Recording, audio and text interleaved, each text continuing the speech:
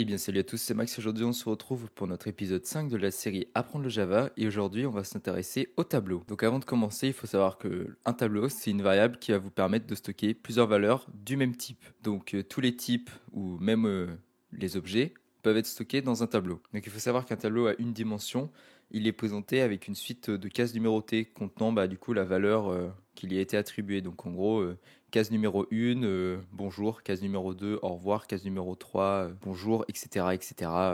Donc on va reprendre notre programme qui est partiellement vide et on va commencer par déclarer un tableau d'entier. Comme j'ai expliqué au début, un tableau peut avoir plusieurs valeurs mais elles doivent toutes être du même type. Donc pour déclarer un tableau c'est simple, donc nous on va déclarer un int, donc un tableau d'entier. Vous marquez int, vous ouvrez les crochets et vous marquez le nom de votre tableau. Donc là, je l'ai appelé mon tableau. Et vous mettez le point virgule.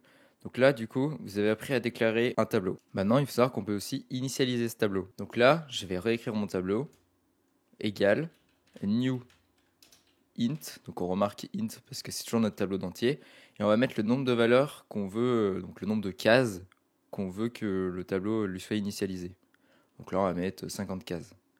Et le point virgule. Donc il faut savoir que ces deux lignes, vous pouvez directement les mettre à la suite. Donc comme ceci, ça marche, c'est exactement la même chose. Donc regardez, par exemple, on va faire la même chose avec string, donc on va déclarer et initialiser un tableau de string de 20 cases. Donc string, on ouvre les crochets, mon tab, égale new, string, on ouvre les crochets encore une fois, et on met notre valeur, sans oublier le point virgule. Donc maintenant, on va passer au remplissage du tableau. Donc avant de commencer, il faut savoir que l'indice minimal d'un tableau, c'est 0. Ce qui signifie qu'en gros, la seconde case du tableau se situe à l'indice numéro 1 et non à l'indice numéro 2. Donc pour vous montrer un exemple, je vais remplir mon tableau à la deuxième case du tableau. Du coup, vous ouvrez vos crochets, et là, du coup, vous ne mettez pas 2, mais vous mettez 1. Parce que du coup, la première valeur de notre tableau, ça aurait été 0. C'est notre premier indice. Le deuxième indice, c'est 1, égale 12. Et là, du coup, on a rempli notre deuxième case du tableau avec la valeur 12. Donc là, on vient de voir comment créer et initialiser un tableau et comment lui mettre une valeur. Mais il faut savoir qu'on peut faire ça en une seule ligne. Donc, je vais tout supprimer. On va toujours partir sur un tableau d'entier, donc int, on ouvre les crochets. Notre tableau, donc mon tableau, égale new int. Et là, du coup, au lieu de mettre une valeur dans ces crochets, vous allez mettre un espace et vous ouvrez vos accolades. Et là, du coup, vous allez mettre les valeurs que vous voulez. Donc, par exemple, moi, je veux la valeur 1, la valeur 8, la valeur 9 et la valeur 4. Et ensuite, sans oublier, bien sûr, on fait point virgule. Et là, du coup, vous avez créé un tableau qui a du coup une taille de... vous regardez vos valeurs, donc 4. Donc, il fait...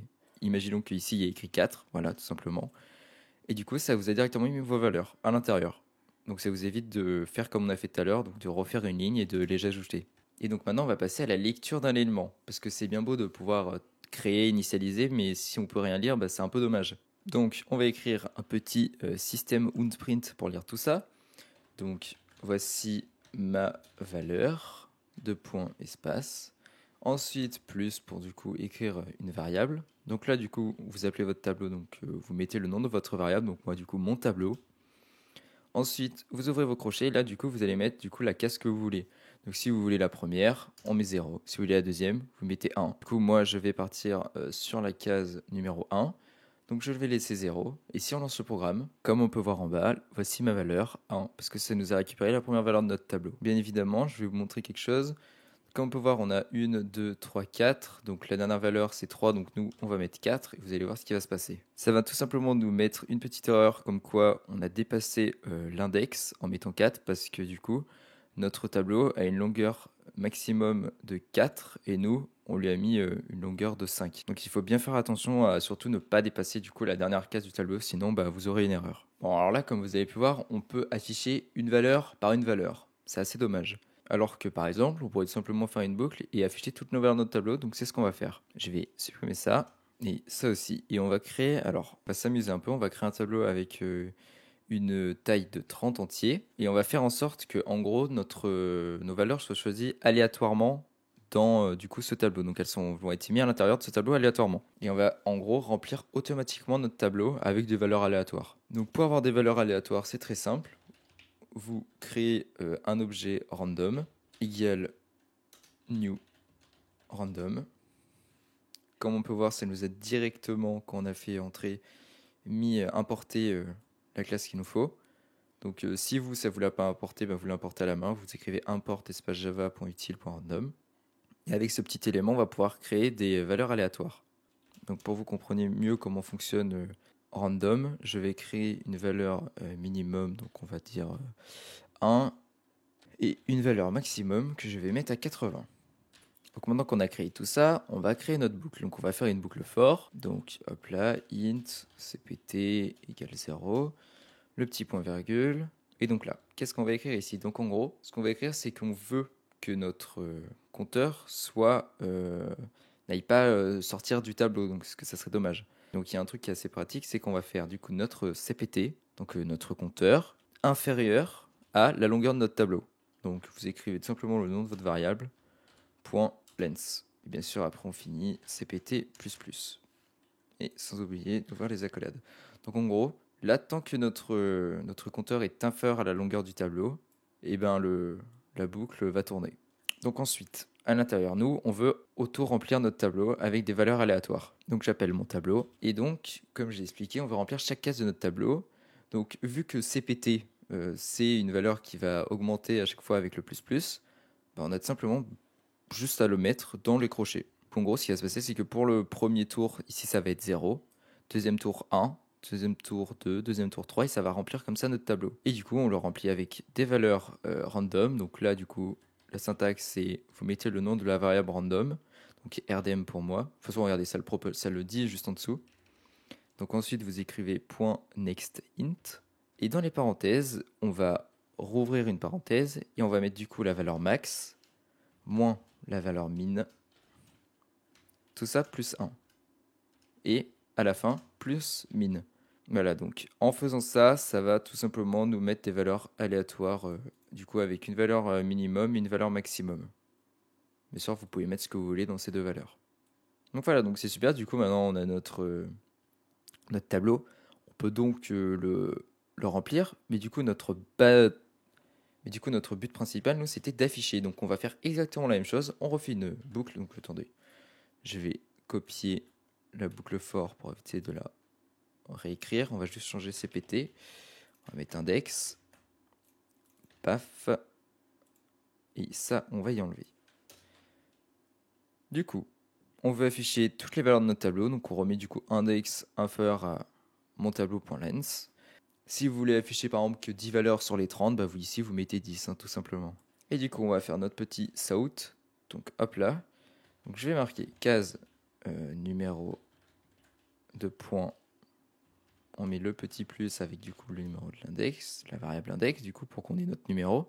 Ensuite autre petit plus, je vais mettre une barre et je vais mettre du coup la valeur de notre tableau. Donc là, comme on a appris tout à l'heure, pour lire une valeur, on met le nom du tableau et entre crochets le nombre. Donc là du coup on va mettre index, comme ça va lire chaque valeur. Donc 0, 1, 2, 3, 4, 5. Et là du coup si on lance notre programme, comme on peut voir du coup, ça nous a du coup rempli des valeurs totalement aléatoires dans notre tableau jusqu'à le 29 parce que comme je vous ai expliqué ça commence à 0 donc il y a 30 valeurs mais du coup c'est de 0 à 29 et du coup comme on peut voir index du coup le premier donc 0 et du coup la valeur de notre tableau. Donc maintenant qu'on sait du coup remplir notre tableau avec une boucle et aussi afficher notre tableau avec une boucle, on va s'intéresser à un autre type de tableau, ce sont les matrices. Donc il faut savoir qu'une matrice c'est un tableau avec plusieurs dimensions. Donc en fait c'est un tableau, deux tableaux. Bien sûr, il faut savoir qu'en Java, il y a des tableaux qui ont encore plus de dimensions, mais pour l'instant, nous, on va s'intéresser qu'aux matrices. On ne va pas aborder les autres aujourd'hui. Donc, on va supprimer tout ça. Je vais juste garder une boucle de côté. Je vais faire descendre. Voilà. Ça aussi, on supprime. Ça aussi, on supprime. Et on va réécrire notre tableau. Tac. Donc, pour déclarer une matrice, donc on va encore faire une matrice d'entier. Parce que de toute manière, c'est exactement la même chose. Si vous voulez déclarer, du coup, à la place, si vous êtes en train de faire le test chez vous et que vous voulez des strings, vous, à la place d'écrire int, vous écrivez string. Ou que vous voulez des floats, vous écrivez float. Donc en gros, pour déclarer une matrice, il faut du coup remettre int. Et au lieu d'avoir un crochet, cette fois, on en a deux. Donc deux crochets côte à côte. Et le nom du coup de votre tableau, donc moi je vais l'appeler matrice, égale new int. Et du coup, encore un crochet donc avec du coup la taille du premier crochet, donc votre premier tableau, quelle taille il va faire. Donc là, je vais mettre 2. et le deuxième tableau, quelle taille il va faire. Donc 4. Donc là, du coup, on a un tableau à 2 dimensions. Donc en gros, il a 2 lignes et 4 colonnes. Et pour initialiser une valeur, c'est tout aussi simple. Donc je vais mettre par exemple la valeur 45 à, à la troisième colonne, deuxième ligne. Donc tout simplement, vous écrivez matrice, on ouvre le premier crochet, le deuxième crochet égale 45. Et du coup, j'ai dit que je voulais la troisième colonne et la deuxième ligne. Donc en gros, ici, du coup, troisième colonne, donc c'est 2 parce que ça commence à 0. Et la deuxième ligne, c'est 1. Donc là, du coup, j'ai mis la valeur 45 à cet endroit de la matrice. Donc je vous affiche une petite image pour que vous voyez à quoi ça ressemblerait visuellement. Voilà donc en gros à quoi ça ressemble. Donc il faut savoir qu'on n'est pas rentre sur le même principe, donc on peut aussi directement, au lieu de faire ça comme ça, vous pouvez directement le déclarer à la suite. Donc en gros, pour le mettre à la suite, je fais juste descendre ça. On enlève du coup les valeurs dans les crochets, et c'est un peu plus différent. On va enlever le point virgule pour l'instant. Il va falloir que du coup on ouvre toujours notre accolade, mais par contre, on va du coup ici remettre le point virgule. Il faut que vous rouvrez du coup des accolades à l'intérieur de l'accolade. En gros, il va falloir vous imaginer que une accolade est égale à une ligne et que les valeurs à l'intérieur sont égales aux colonnes. Donc en gros, si on veut créer une matrice de 3 lignes et de 2 colonnes, on va tout simplement du coup ouvrir notre première accolade, donc c'est notre première ligne, avec 2 colonnes. Donc du coup à l'intérieur, 2 valeurs. Donc 2 et 3, voilà. Ensuite on met une virgule. Deuxième ligne, donc 8 et 5. On remet une virgule. Troisième ligne, donc on rouvre les accolades. Et on met du coup les autres valeurs, donc 7 et 4. Voilà du coup comment vous pouvez remplir une matrice exactement à la suite de sa déclaration. Si on aurait eu un tableau, enfin, si on aurait eu une matrice de string, donc je vais vous montrer, et bien juste à la place des nombres, on aurait eu des guillemets avec du coup la valeur. Donc voilà, donc je peux quand même mettre des guillemets même si c'est des nombres. Hop là. Tac, tac, tac, tac, tac, tac, et tac. Voilà du coup à quoi ressemble notre matrice.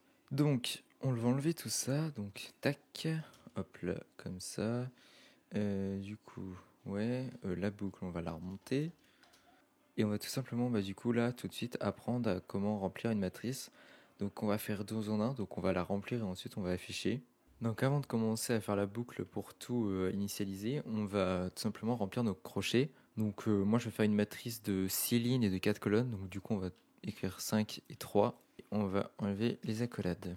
Et on va mettre le point virgule. Voilà, donc du coup, on a notre matrice. Donc, bien sûr, ici, il faut changer donc, par matrice, sinon il ne comprendra pas. Donc, pour que ce soit plus simple, je vais tout simplement renommer index, enfin CPT par index ligne. Ça, on saura qu'est-ce qu'est les lignes et qu'est-ce qu'est les colonnes. Donc, c'est exactement comme j'avais fait dans la précédente vidéo sur les boucles où je vous avais montré du coup ce type de boucle. Ensuite, on ouvre tout simplement un autre for. Je vais copier ce qu'il y a à l'intérieur de ce for pour aller plus vite. Ici, on va l'appeler index colonne. On copie la valeur. Tac. Tac. Du coup, il faut que index colonne ne soit pas genre inférieur à la taille de notre matrice, mais bien à la taille des lignes de la matrice. Du coup, tout simplement, vous mettez entre crochets index ligne. Pour bien que du coup, ils comprennent que quand il y a une ligne, il faut qu'il fasse toutes les colonnes. Quand il y a une deuxième ligne, il faut qu'il fasse toutes les colonnes, etc. On ouvre les accolades. Et du coup, on va appeler en random pour faire du coup des valeurs aléatoires. New random, hop là. Et du coup, dans notre boucle, on va simplement du coup créer un int random. Du coup, on lui dit égal à ça. Du coup, point next int. On va dans les parenthèses. On ouvre encore les parenthèses. On met la valeur maximum. Donc là, bon, je vais les mettre à la main, d'accord. Donc c'est max moins min. Donc il faut savoir qu'on peut mettre des valeurs négatives. Donc je vais en mettre une pour vous montrer. Donc moins 50, la valeur négative. Ensuite plus 1. Et ensuite du coup vous refaites plus et la valeur minimum. Donc là du coup c'est encore moins 50. Donc petite parenthèse. Et voilà. Il y a une parenthèse. Non c'est bon. Si oui, il y a une parenthèse qui est mal fermée, c'est celle-là. Voilà. Donc ensuite, on va tout simplement l'ajouter. Donc on écrit matrice. Ensuite, au lieu des colonnes, du coup, nous, ce qu'on veut, c'est index ligne. Donc, parce que c'est le premier crochet, c'est la ligne. Ensuite, le deuxième crochet, du coup, c'est la colonne. Donc index colonne égale random. On met le point virgule. Pourquoi la ligne était-elle rouge? Ah d'accord, oui. Ok, j'ai vu. J'ai tout simplement oublié de renommer nos strings en int parce que c'est sûr que si je crée une matrice string avec des nombres inters, elle va pas trop comprendre. Du coup là c'est bon. Voilà, tout fonctionne. Et du coup juste en dessous, on fait un petit system unprint et on va écrire du coup matrice index ligne index colonne plus comme ça. Il faut savoir que quand vous enlevez le ln de print, en gros, ce qui se passe, c'est que tout est à la suite. Donc, en gros, là, ce que je vais vous montrer, donc on va tout mettre collé. Voilà, donc en gros, ça va écrire system unprint. Donc, en gros, ça va écrire toutes les colonnes. Ça va mettre un espace à la fin. Et si vous écrivez juste, donc là, en gros, je vais mettre dans lot for, du coup, donc à chaque nouvelle ligne, ça va faire un retour à la ligne. Et pour avoir un retour à la ligne, il vous suffit juste d'écrire, du coup, ça. Et voilà, tout simplement, vous mettez juste sa valeur avec le ln, bien évidemment, parce qu'en gros, ça vous permet de faire un retour à la ligne. Comme on peut voir, à chaque fois, ça fait un retour à la ligne. Si dans nos anciens prints, on n'aurait pas mis le ln, on n'aurait pas eu de retour à la ligne et tous les résultats se seraient mis à la suite. Donc là, vous allez voir si on lance. Voilà, donc comme on peut voir, on a une sorte de tableau. Donc là, du coup, notre première ligne avec du coup notre 3 colonnes, notre deuxième ligne, notre troisième ligne, notre quatrième ligne, jusqu'à notre cinquième ligne. Donc on a bien du coup une matrice de 5 par 3. Donc c'est nickel. Donc j'ai fait un tableau de int que j'ai appelé tab avec les valeurs 1, 2, 3, 4, 5. Et comme j'avais dit dans la dernière vidéo sur les boucles, j'avais parlé d'une boucle que je ne ferai pas maintenant et que je ferai dans la prochaine vidéo. Donc du coup c'est maintenant qu'on l'a fait. Donc en gros cette boucle elle est simple, c'est la boucle for each. Donc pour l'écrire tout simplement avec normalement votre IDE, vous écrivez for reach, regardez comme on peut voir. Et elle a cette forme. Donc je vais la rendre un peu mieux, tac, voilà comme ceci. Donc, en gros ce qui va se passer c'est que vous allez devoir déjà écrire le type de votre tableau. Donc si c'est un string, vous écrivez string, si c'est un int, vous écrivez int. Donc là nous, notre tableau c'est un int. Donc on va écrire int.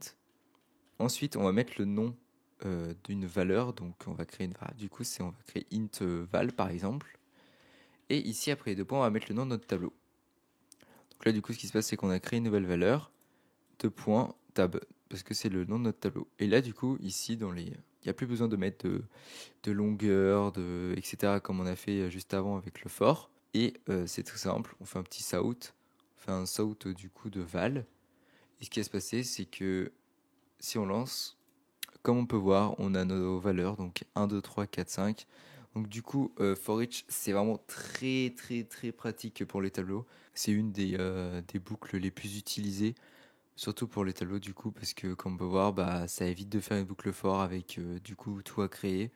Après aussi, je ne l'ai pas précisé, mais pour la boucle for, si vous voulez, normalement avec votre IDE, vous écrivez for i et vous faites entrer, ça vous écrit tout directement. C'est assez pratique.